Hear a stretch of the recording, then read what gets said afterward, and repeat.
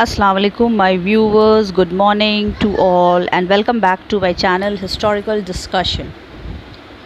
As you can see, the dynastic flow chart of the great Mughals has been in front of you all. So today I have brought a very interesting topic.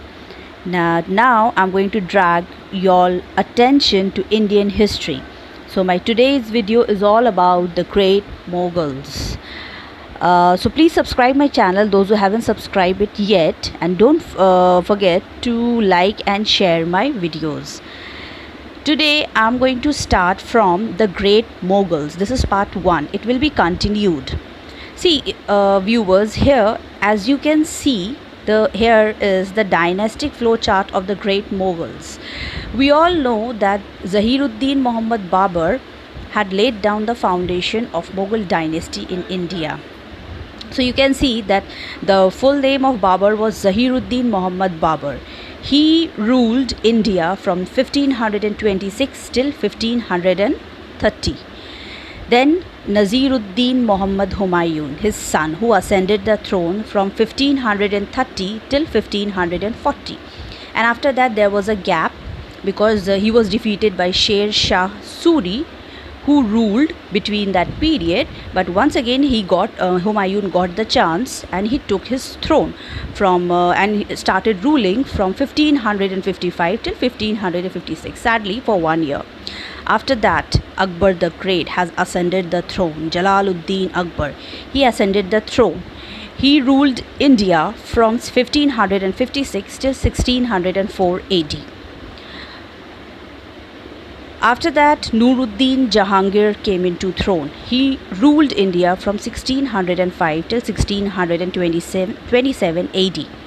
And then Shah Jahan from 1627 till 1658. And then Aurangzeb Alamgir from 1658 till 707 AD. You can take a screenshot of it.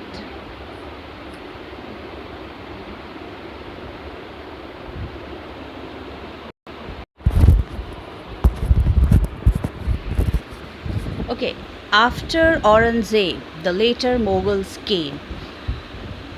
Most of the later Mughals were nothing just the puppet at the hand of the Britishers.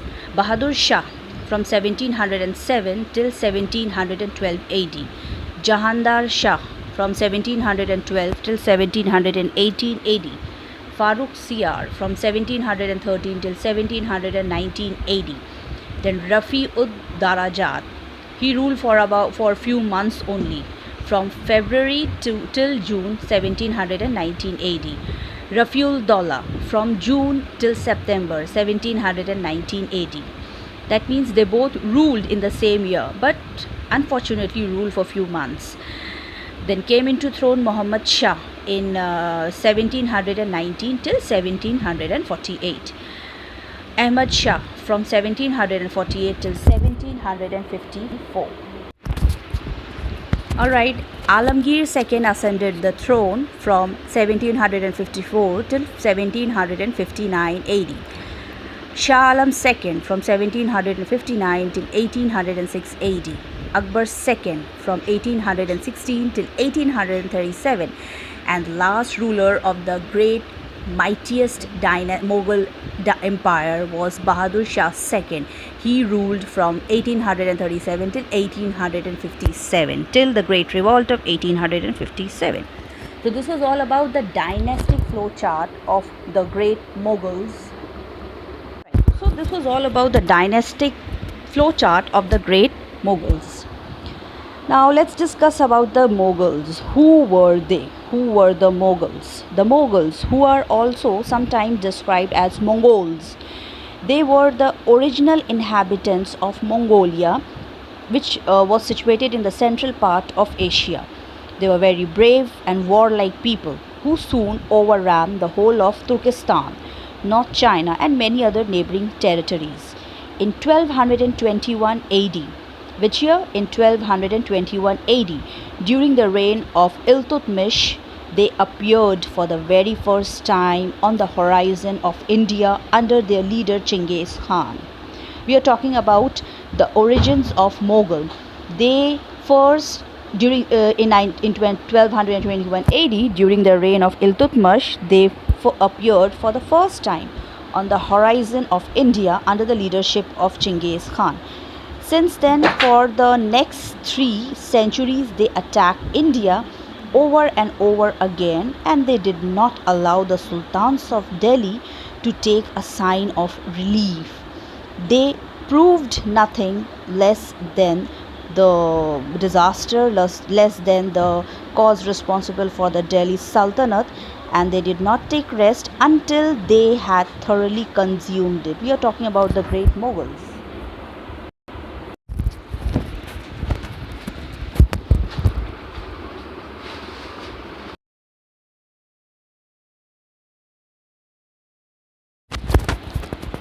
All right. So so that was all about under the leadership of Genghis Khan in 1221. For the very first time, they appeared on the horizon. That means the Mughals, appeared on the horizon of India. In 1526 AD, again in 1526 AD, they invaded India under their leadership Babur, Zahiruddin Muhammad Babur, who, after defeating Ibrahim Lodi in the historic plain of Panipat, laid down the foundation of Mughal dynasty. Mughal dynasty, that is in 1526 AD, from 1526 till 1707 AD, 6 great rulers of the Mughal dynasty ruled India. Babur 1526 till 1530, Humayun 1530 till 40, and 1555 till 56. Akbar 1556 till 1605, Jahangir 1605 till 1627, Shah Jahan 1627 till 1658, and Aurangzeb from 1658 till 1707 ruled over India. From 1707 up to 1857 AD, another 15 rulers, or we can say later Mughals, of this dynasty managed the state of affairs in India, but they were all weak and incompetent rulers, and hence they cannot bear comparison with their great predecessors who wielded the sceptre so successfully from 1526 till 1707 AD. So in 1857, the last ruler of this dynasty, Bahadur Shah II, was dethroned because of his active participation in the Great Rising, or we can say the Great Revolt of 1857. This, in a nutshell, is the life story of the Mughal dynasty in India.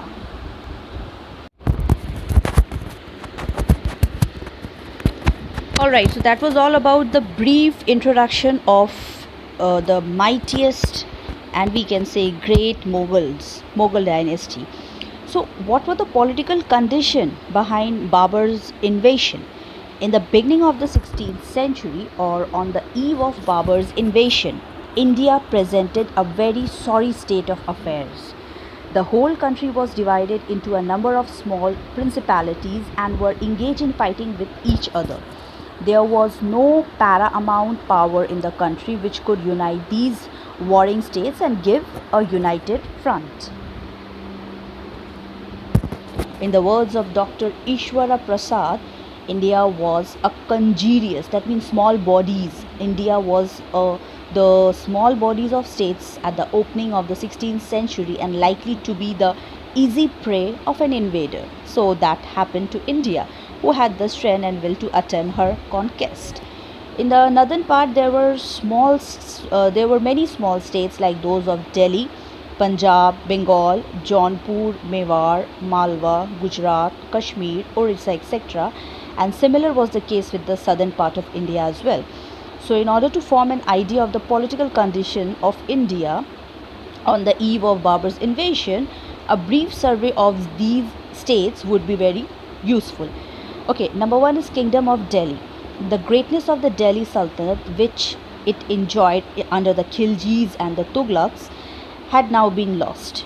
It was now much reduced in its extent under the Lodis. At the time of Babur's invasion of India, Ibrahim Lodi, who was the last ruler of the Lodi dynasty, the last Lodi monarch, was then ruling over Delhi. He was foolish, headstrong, suspicious, and arrogant young man who tried to suppress his turbulent Afghan chief with a heavy head. Because of his inhuman punishments, he turned all his foes and friends alike into his deadly enemies. In fact, the life and property of none was safe in his hands. So, as a result of his rude behavior and insulting attitude, most of his nobles rose into an open rebellion, and they wanted a leader.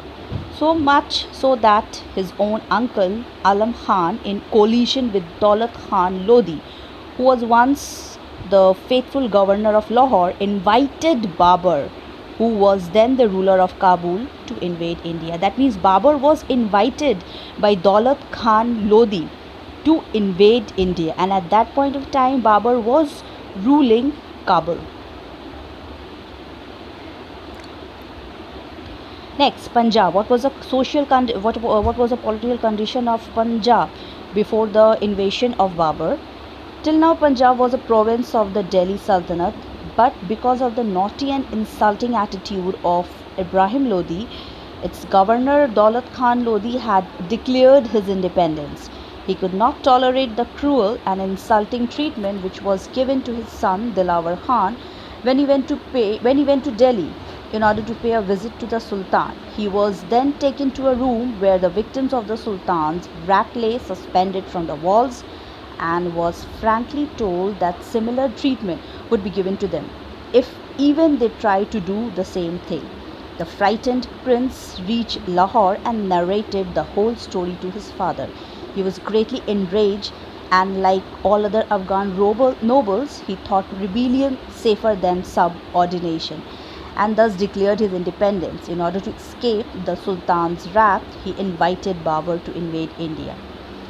Now, what was the political condition of Bengal at that point of time? Bengal had become independent in 1338 till 1339 AD during Muhammad Tughlaq's reign. His cousin and successor twice tried to reconquer the lost province, but he miserably failed to achieve anything. Thus, Bengal remained independent, and on the eve of Babur's invasion of India, Nusrat Shah was ruling in Bengal quite independently. Jaunpur was under the charge of Ibrahim's younger brother Jalal Khan Lodi. As the Sultan had some doubts in the loyalty of his brother, he attacked him and killed him. Such a cruel treatment was naturally resented. By the Afghans nobles, who accepted Nasir Khan Lohani as their ruler and severed, that means broken, all connection with Delhi. Similarly, Bihar, under another chief Daria Khan Lohana, became independent. What was the condition of Gujarat? In 1297 AD, Alauddin Khilji had conquered Gujarat, but a century later it became independent under Jafar Khan in 1401 AD during the reign of Muhammad Tughlaq from 1398 till 1412 AD. So at the time of Babur's invasion of India, Muzaffar Shah II was ruling over this territory. He, however, died in 1526 AD and was succeeded by his son Bahadur Shah. Mewar. There were many petty states in Rajputana. The chief among them was Mewar, with its capital at Chittor. When Babur invaded India, the illustrious Rajput prince Rana Sangram Singh, popularly known as Rana Sangam, was ruling over Mewar at that point of time. He was a very powerful and ambitious ruler. He had many victories to his credit. In these victories, he had lost one eye, one arm, and one leg, and consequently, he was the fragment of a soldier, as Todd calls him. He aspired to capture the throne of Delhi, and it was with this aim in view that he invited Babur to attack India.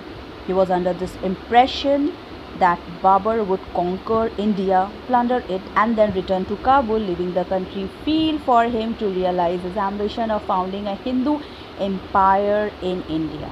but unfortunately his ambition was not fulfilled. Now, what was the condition of Malwa? The kingdom of Malwa had become independent during the reign of Firoz Shah Tughlaq, but at the time of Babur's invasion of India, a life and death struggle was going on between Mahmud II and one of his chief Medini Rao for the throne of Malwa. Mahmud got the help of Muzaffar Shah of Gujarat against Medini Rao and then tried to capture him. In the meantime, Medini Rao got the help of Rana Sanga of Mewar and defeated Mahmud and his helper Muzaffar Shah in 1525 AD. Mahmud was then taken as prisoner and thus Malwa passed into the hands of the Rajputs for the time being. What was the condition of Sindh?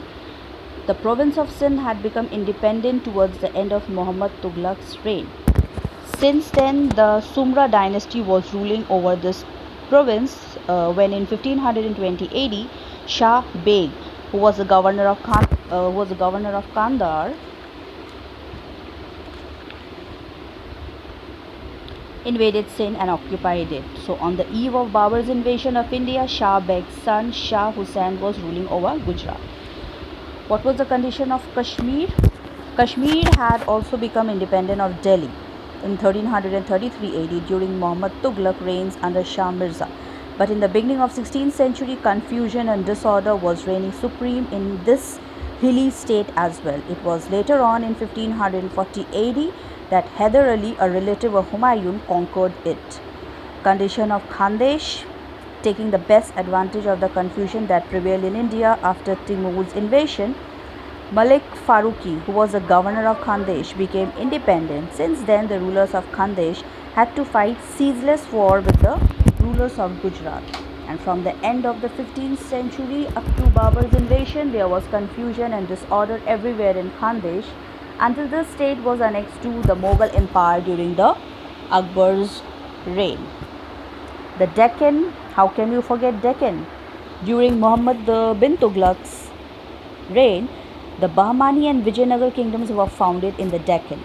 At the time of Babur's invasion of India, the Bahmani Empire had split up, had divided into 5 states of Bijapur, which included Bijapur, Golconda, Bidar, Ahmednagar and Berar.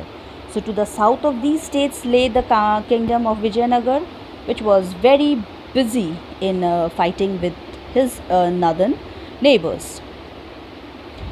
So as I discuss, it is quite clear that India in the beginning of the 16th century was politically divided and weak.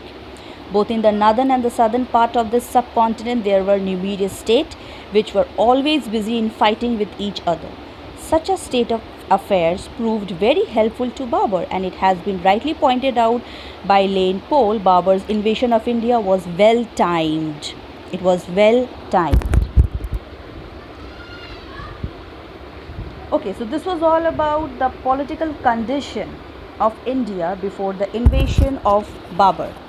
What was the social condition? At the time of Babur's invasion of India, the Indian society was divided into 2 watertight compartments, the Hindus and the Muslims. So with the loss of their political liberty, the Hindus had become greatly degenerated and they were suffering from many defects such as caste system, caste distinction, sati system, child marriage, parda system, blind faiths, etc. Similarly, the Muslims had lost much of their vitality and all the vices usually found in the ruling class, like gambling, drinking, love of pleasure, etc., had come in them. In addition to their individual defects, both these sects were busy finding fault with each other. But fortunately for India, the reformers of Bhakti cult and Sufi movement, they were busy in teaching sense to the people and consequently a better understanding between the two. That means that is the Hindus and the Muslims was rapidly developing and they were coming closer to each other. This was the social condition of India. Okay, what was the economic condition? There is no doubt that the Delhi Sultans tried to give full encouragement to agriculture, various arts and craft, and trade and commerce. But still, their fundamental policy was to extract as much money from the people as was possible. They reduced the Hindus to mere The cultivators were also reduced to poverty, so much that Amir Khusru, the greatest Persian poet, wrote in the medieval India, "Every new pearl that come to decorate the royal throne was nothing but the last drop of blood which was squeezed out of poor weeping gentry." So thus the political, social and economic condition of India in the beginning of the 16th century were not satisfactory, and consequently such a state of affairs proved a great blessing to Babur. He took advantage of the situation and thus laid down the foundation of his own dynasty, the Mughal dynasty in India. So today I have discussed about the dynastic flow chart of the great Mughals, the political, social and economical condition of India before the invasion of Babur. Babur was invited by the Indians because Indians were at that point of time not happy with their incompetent ruler, that was Ibrahim Lodi. So in the next video I'm going to discuss about Zahiruddin Muhammad Babur. That's all for today. I hope you are going to like this video. This video will be continued. By that time, stay home, stay safe, stay at home, take care. Allah Hafiz.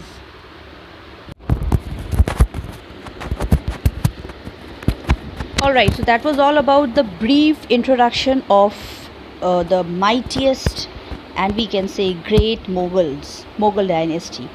So what were the political condition behind Babur's invasion? In the beginning of the 16th century, or on the eve of Babur's invasion, India presented a very sorry state of affairs. The whole country was divided into a number of small principalities and were engaged in fighting with each other. There was no paramount power in the country which could unite these warring states and give a united front. In the words of Dr. Ishwara Prasad, India was a congeries, that means small bodies. India was the small bodies of states at the opening of the 16th century and likely to be the easy prey of an invader. So that happened to India, who had the strength and will to attempt her conquest. In the northern part, there were many small states like those of Delhi, Punjab, Bengal, Jaunpur, Mewar, Malwa, Gujarat, Kashmir, Orissa, etc. And similar was the case with the southern part of India as well. So in order to form an idea of the political condition of India on the eve of Babur's invasion, a brief survey of these states would be very useful. Okay, number one is Kingdom of Delhi.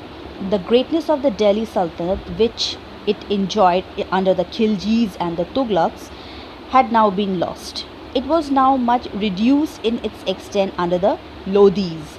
At the time of Babur's invasion of India, Ibrahim Lodi, who was the last ruler of the Lodi dynasty, the last Lodi monarch, was then ruling over Delhi. He was foolish, headstrong, suspicious, and arrogant young man who tried to suppress his turbulent Afghan chief with a heavy head.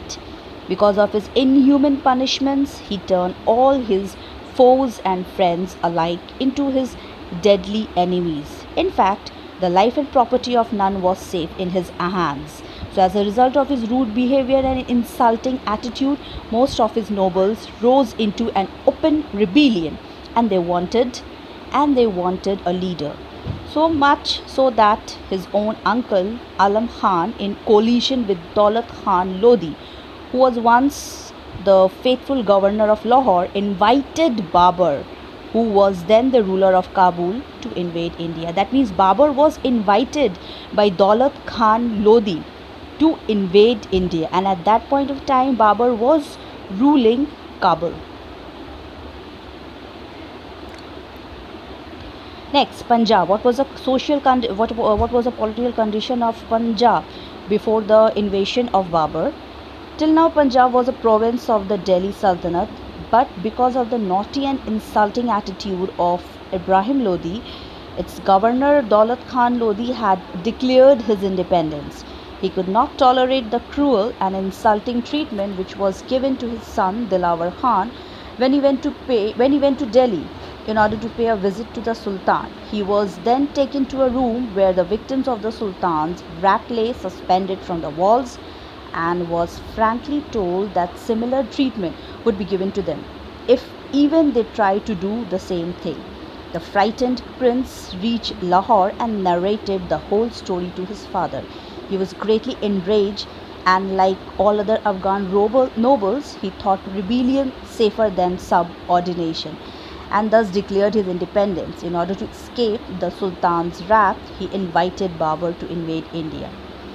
Now, what was the political condition of Bengal at that point of time? Bengal had become independent in 1338 till 1339 AD during Muhammad Tughlaq's reign. His cousin and successor twice tried to reconquer the lost province, but he miserably failed to achieve anything. Thus, Bengal remained independent, and on the eve of Babur's invasion of India, Nusrat Shah was ruling in Bengal quite independently. Jaunpur was under the charge of Ibrahim's younger brother, Jalal Khan Lodi. As the Sultan had some doubts in the loyalty of his brother, he attacked him and killed him. Such a cruel treatment was naturally resented. By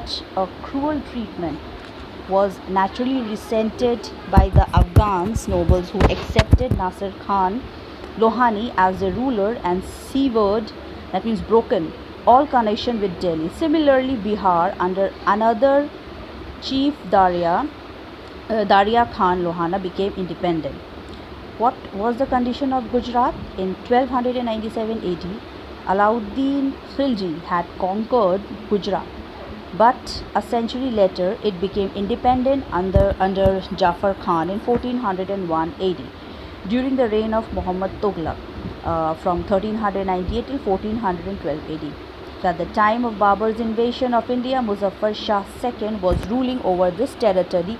He, however, died in 1526 AD and was succeeded by his son Bahadur Shah. Mewar. There were many petty states in Rajputana. The chief among them was Mewar, with its capital at Chittor. When Babur invaded India, the illustrious Rajput prince Rana Sangram Singh, popularly known as Rana Sangam, was ruling over Mewar at that point of time. He was a very powerful and ambitious ruler. He had many victories to his credit. In these victories, he had lost one eye, one arm, and one leg, and consequently, he was the fragment of a soldier, as Todd calls him. He aspired to capture the throne of Delhi, and it was with this aim in view that he invited Babur to attack India. He was under this impression that Babur would conquer India, plunder it, and then return to Kabul, leaving the country free for him to realize his ambition of founding a Hindu empire in India.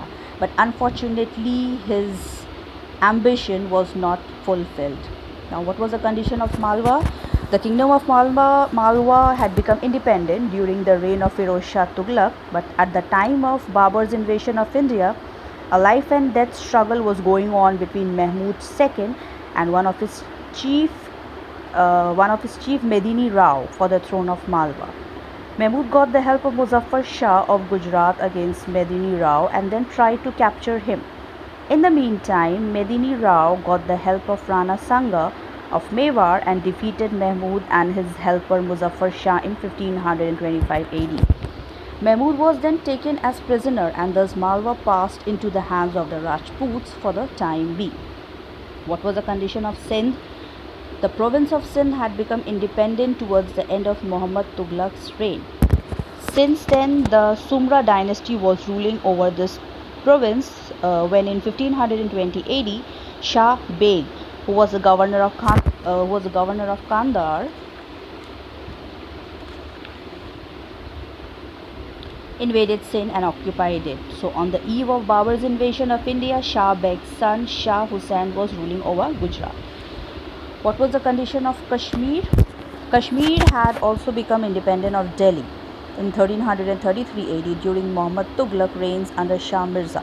But in the beginning of 16th century, confusion and disorder was reigning supreme in this hilly state as well. It was later on in 1540 AD that Hyder Ali, a relative of Humayun, conquered it. Condition of Khandesh: taking the best advantage of the confusion that prevailed in India after Timur's invasion, Malik Faruqi, who was the governor of Khandesh, became independent. Since then, the rulers of Khandesh had to fight ceaseless war with the rulers of Gujarat. And from the end of the 15th century up to Babur's invasion, there was confusion and disorder everywhere in Khandesh until the state was annexed to the Mughal Empire during the Akbar's reign. The Deccan, how can you forget Deccan? During Muhammad bin Tughlaq's reign, the Bahmani and Vijayanagar kingdoms were founded in the Deccan. At the time of Babur's invasion of India, the Bahmani Empire had split up, had divided into 5 states of Bijapur, which included Bijapur, Golconda, Bidar, Ahmednagar and Berar. So to the south of these states lay the kingdom of Vijayanagar, which was very busy in fighting with his northern neighbors. So as I discuss, it is quite clear that India in the beginning of the 16th century was politically divided and weak. Both in the northern and the southern part of this subcontinent, there were numerous states which were always busy in fighting with each other. Such a state of affairs proved very helpful to Babur, and it has been rightly pointed out by Lane Pole, Babur's invasion of India was well timed. It was well timed. Okay, so this was all about the political condition of India before the invasion of Babur. What was the social condition? At the time of Babur's invasion of India, the Indian society was divided into 2 watertight compartments, the Hindus and the Muslims. So with the loss of their political liberty, the Hindus had become greatly degenerated and they were suffering from many defects such as caste system, caste distinction, sati system, child marriage, Parda system, blind faiths, etc. Similarly, the Muslims had lost much of their vitality and all the vices usually found in the ruling class, like gambling, drinking, love of pleasure, etc., had come in them.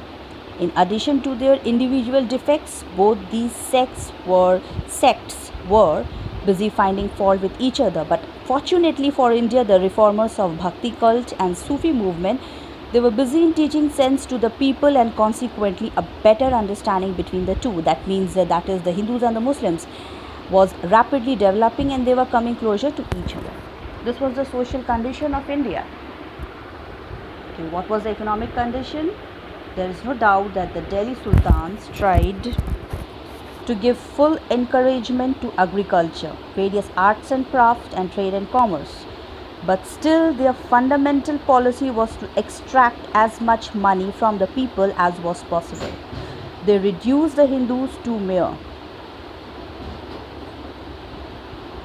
The cultivators were also reduced to poverty, so much that Amir Khusru, the greatest Persian poet, wrote in the medieval India, "Every new pearl that come to decorate the royal throne was nothing but the last drop of blood which was squeezed out of poor weeping gentry."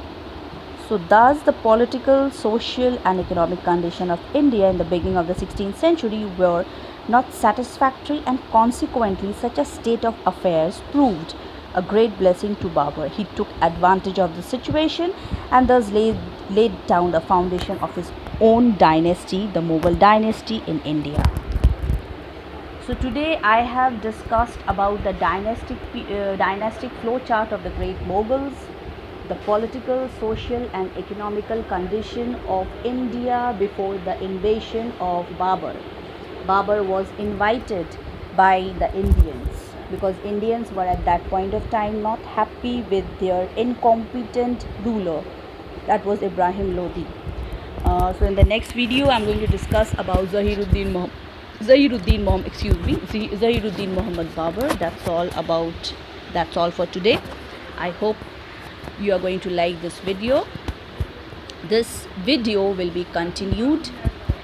By that time, stay home, stay safe, stay at home, take care. Allah Hafiz.